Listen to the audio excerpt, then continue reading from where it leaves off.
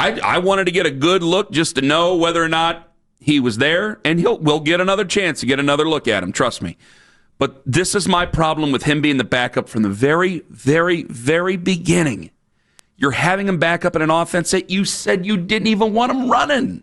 But if they would have announced, why is he the backup? But if they would have announced last week, why is he the backup, Andrew? If they would have announced last week that Bailey Zappi was the backup, wouldn't you have lost your mind also? No, you wouldn't have. I said it to you on the air. This town would have lost their mind. I said it to you on the air. I would rather him be the backup. You would have calmed everybody down. I've told you 3 times over the last 3 weeks. I said I would have rather Bailey Zappi been the backup. Check the tape for the love of. I can't. I don't want to say. I'm trying to be a new me here.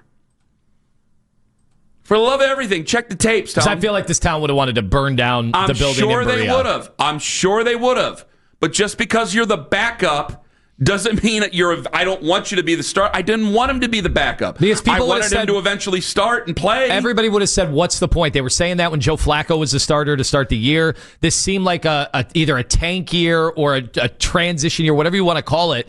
But that winning was never really the ultimate goal this season. So what was the point of having Flacco if then, you're in the same scenario later in the year, you would have gone to Bailey Zappi. It would have been like, he's not in our future plans. Well, I didn't think what is the point of that? Bailey Zappi wasn't in the plans, and they traded away Kenny. So it was probably going to be either Kenny then Joe or Joe then Kenny. And then it was, off to the races with the other 2 guys. But you know this. Dylan Gabriel played before he should have. And Shedeur Sanders is playing before he should have. And all it's doing is messing up your offense, and it looks terrible.